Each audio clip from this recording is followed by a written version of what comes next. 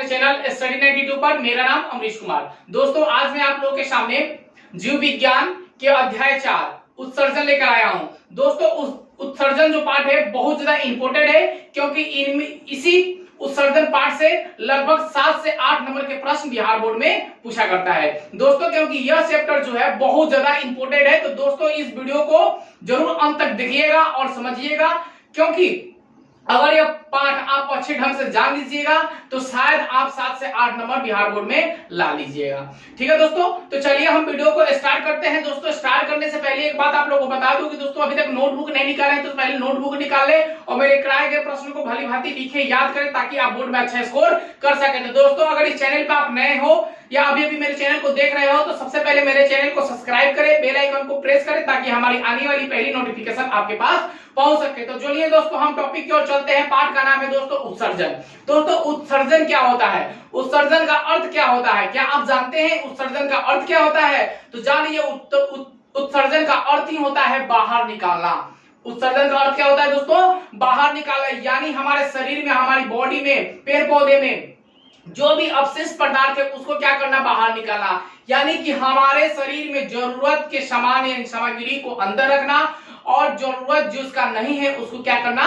बाहर की ओर निकालना ही उत्सर्जन कहलाता है। दोस्तों तो चलिए यहाँ एक परिभाषा में छोटा सा लिखा है उसको आप समझ लीजिए कि जीवों के शरीर से उपाचयी क्रियाओं के फलस्वरूप उत्पन्न अवशिष्ट पदार्थों का निष्कासन उत्सर्जन कहलाता है। दोस्तों यहाँ से आप समझ लीजिए क्या कि शरीर के उपचारिक क्रियाओं के फलस्वरूप जितने भी उत्पन्न होने वाले अवशिष्ट पदार्थ हैं उनको क्या करना? बाहर की ओर निकालना या निष्कासित करना ही क्या कहलाता है? उत्सर्जन कहलाता है। दोस्तों यहाँ तक आपने समझ लिया कि उत्सर्जन क्या होता है। अब उसके बाद उत्सर्जन के बाद हम जानते हैं कि उत्सर्जित पदार्थ होता क्या है, उत्सर्जी होता क्या है। उत्सर्जी के बारे में आप जानते हैं। उत्सर्जन तो जान लिए कि अवशिष्ट पदार्थों को बाहर की ओर निकालना ही क्या कहलाता है? उत्सर्जन कहलाता है। लेकिन उत्सर्जी उसी के फलस्वरूप होता है कि उपचारिक क्रियाओं के फलस्वरूप कुछ ऐसे पदार्थों का निर्माण होता है जो शरीर के अनावश्यक एवं विषाक्त होते हैं। ऐसे पदार्थ को उत्सर्जित पदार्थ कहते हैं। दोस्तों शरीर में जो भी अनावश्यक क्रियाएं जो होती है,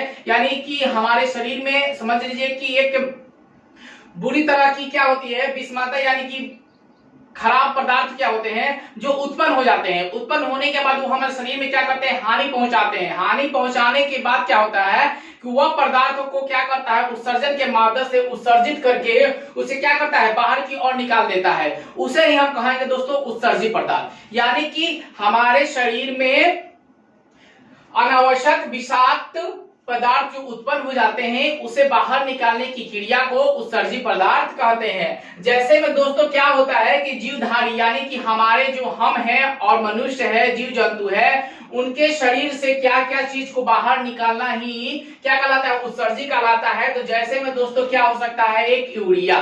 दोस्तों क्या जो है कि यूरिया क्या है? एक उत्सर्जित पदार्थ है। उसके बाद दोस्तों अमोनिया जो है वो भी क्या है? एक उत्सर्जित पदार्थ है।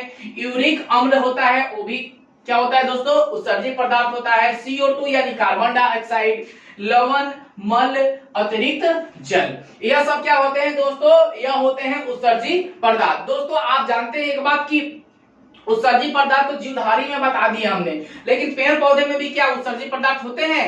तो हाँ होते हैं, बिल्कुल पेड़ पौधे में भी उत्सर्जित पदार्थ होते हैं। तो चलिए हम फिर उत्सर्जित पेड़ पौधे उत्सर्जित पदार्थ के बारे में बताएं। तो पेड़ पौधे में भी उत्सर्जित पदार्थ होते हैं। इसके बारे में मैंने आपको बताया कि पेड़ पौधे में भी क्या होते हैं? उत्सर्जित पदार्थ होते हैं। तो दोस्तों यह जो है उत्सर्जित पेड़ पौधे में उत्सर्जित पदार्थ बहुत ही ज्यादा इंपॉर्टेंट है, क्योंकि 1 नंबर के बोर्ड में प्रश्न आता है। तो दोस्तों इसको जान लीजिए कि पेड़ पौधे में उत्सर्जित पदार्थ के नाम कौन कौन से होते हैं। तो दोस्तों 1 नंबर नाम रखा है मैंने टेनिन। टेनिन कहाँ पाया जाता है? किस पेड़ में पाया जाता है? टेनिन जो है वो पीपल और बरगद के पेड़ में टेनिन पाया जाता है। ठीक है दोस्तों। और उसके बाद आता है रेजिन। रेजिन किसमें पाया जाता है? तो दोस्तों याद रखिएगा चीड़ के पेड़ पौधे में रेजिन उत्सर्जित पदार्थ होते हैं। उसके बाद दोस्तों गोंद जो निकलता है वह किस पेड़ से निकलता है? तो बबूल से निकलता है, यानी बबूल के पेड़ में से उत्सर्जित पदार्थ क्या होता है? तो गोंद होता है। चीड़ के पेड़ से उत्सर्जित पदार्थ रेजिन होता है और पीपल के और बरगद के पेड़ से उत्सर्जित पदार्थ कौन सा होता है? तो टेनिन होता है। तो पेड़ पौधे में भी उत्सर्जित पदार्थ होते हैं, इसको जरूर आप याद कर लीजिएगा। ठीक है। उसके बाद मैंने रखा है कि मनुष्य में मनुष्य में उत्सर्जित पदार्थ कहां से छोड़ते हैं? फेफड़ा से। फेफड़े से हम क्या करते हैं कि सांस को लेते हैं और सांस को छोड़ते हैं। तो फेफड़ा भी मेरा क्या हुआ कि ऑक्सीजन को क्या ग्रहण करते हैं और कार्बन डाइऑक्साइड को छोड़ते हैं, यानी उत्सर्जित पदार्थ कार्बन डाइऑक्साइड हुआ तो उसे हम क्या करेंगे कि बाहर की ओर छोड़ेंगे। तो फेफड़ा भी क्या है? उत्सर्जित पदार्थ है। उसके बाद दोस्तों गिल्स। गिल्स कहां होता है, किसमें होता है? तो दोस्तों आप लोगों को मैंने बताया था पहले वीडियो में कि गिल्स जो होता है वो मछलियों में उपस्थित होता है। तो गिल्स के सहारे से मछलियां क्या करती है? सांस लेती है, यानी गलफड़ से सांस लेती है और छोड़ती है। तो उत्सर्जित पदार्थ भी क्या मेरा हुआ? गिल्स हुआ। उसके बाद एक होता है श्वास नली। श्वास नली भी क्या है दोस्तों? एक उत्सर्जित पदार्थ है। अब देखिए दोस्तों मैंने यहाँ 4-5 पॉइंट रखा है, 4 पॉइंट दोस्तों रखा है क्योंकि यह बहुत ज्यादा इंपॉर्टेंट है। इसलिए इंपॉर्टेंट है कि हमारे शरीर में भी क्या है? उत्सर्जित पदार्थ है। अगर शरीर में मेरा उत्सर्जित पदार्थ होता नहीं तो क्या पसीना बाहर की ओर निकलता?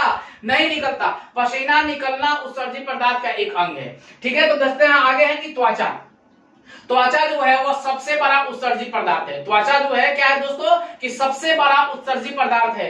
जैसे में क्या है दोस्तों, सबसे बड़ा पदार्थ बोलिए या अंग बोलिए, त्वचा जो है वो सबसे बड़ा उत्सर्जित अंग है। जैसे कि क्या निकलना? पसीना निकलना।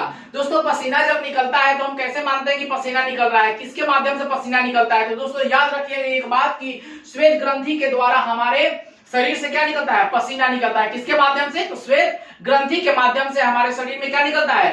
पसीना निकलता है।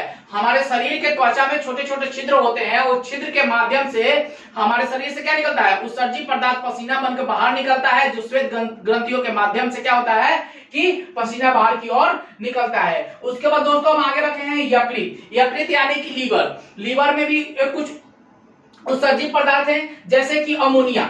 अमोनिया जो है दोस्तों हमारे शरीर क्या है? शरीर में प्रवेश करता है, लेकिन वह अमोनिया जो है वो शरीर से क्या करता है? बाहर की ओर निकलता है। तो यकृत के माध्यम से ही क्या होता है कि अमोनिया बाहर की ओर निकलता है। उसके बाद दोस्तों यूरिया। यूरिया के बारे में जानते ही हम कि यूरिया मलमूत्रों में सबसे ज्यादा पाया जाता है। उसके बाद अतिरिक्त प्रोटीन और यूरिक अम्ल जो होता है वह यकृत के माध्यम से उत्सर्जित पदार्थ क्या करता है? बाहर की ओर निकालता है। उसके बाद दोस्तों वृक्क। वृक्क जो है बहुत ही हमारे शरीर के लिए महत्वपूर्ण पार्ट है।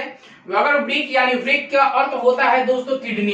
किडनी के बारे में आप जानते हैं कि किडनी कहाँ होता है? सबसे पहले हम किडनी के बारे में जानते हैं कि किडनी होता कहाँ है। तो दोस्तों याद रखिए, कितने बच्चे बताते हैं कि किडनी जो होता है हमारे पेट के जस्ट नीचे में दाहिना साइड और बाएं साइड होता है। तो दोस्तों ये आपकी भूल है। हमेशा हमारा किडनी क्या होता है कि कमर, जो कमर है मेरा, वो कमर के पीछे किडनी होता है, जिसका जो होता है वो किस कलर का होता है दोस्तों? किडनी। तो किडनी याद रखिएगा कि किडनी मेरा जो है वो किस कलर का में आता है? तो वह होता है कि गहरे भूरे लाल रंग के जो होता है, गहरे भूरे लाल रंग में क्या होता है कि यकृत वृक्क होता है। उसकी लंबाई कितनी होती है दोस्तों? तो उसकी लंबाई दोस्तों 5 से 6 मीटर चौड़ा और 5 से 6 मीटर क्या होता है दोस्तों?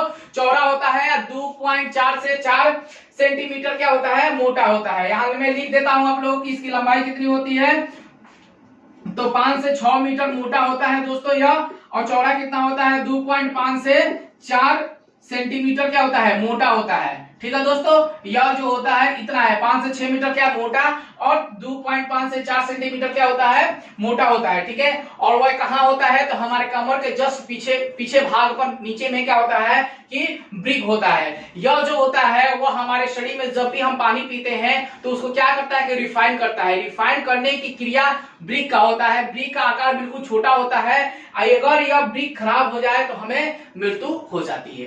तो इसलिए हम बोलते हैं दोस्तों कि वृक्क जो है, वृक्क को हमें बचाना है, यानी हमने किडनी को बचाना है। तो किडनी को बचाने के लिए सबसे पहले हम क्या करेंगे कि संतुलित भोजन ग्रहण करेंगे और समय समय पर पानी का ग्रहण करेंगे, ताकि मेरा वृक्क जो है वह अच्छे से रहे। तो चलिए दोस्तों हम आगे चलते हैं कि नेफ्रॉन। नेफ्रॉन में वृक्क स्थित होता है। वह वृक्क नलिकाओं में क्या होता है? स्थित होता है। क्या वृक्क यह क्या कार्य करता है? तो रुधिर का सप्लाई करता है, यानी ब्लड को क्या करता है? सप्लाई, साफ करता है। ब्लड को क्या करता है? साफ करता है। रक्त की सफाई करता है, यानी मेरा शरीर में जो भी ब्लड है यानी खून है, खून को क्या करता है? रिफाइन करता है। वही क्या होता है? वृक्क कहलाता है। उसके बाद मूत्र मार्ग की ओर उससे क्या करता है? भेज देता है। तो यही वृक्क का कार्य होता है दोस्तों। और फिर वृक्क के कार्य में हम क्या करना है कि रक्त को छानना, यानी रक्त को क्या करता है? वह छानता है। वृक्क क्या करता है? रक्त को छानता है और दूषित पदार्थों का उत्सर्जन भी करता है। यही वृक्क का काम होता है दोस्तों। तो वृक्क हमारे लिए बहुत ही ज्यादा इंपॉर्टेंट है।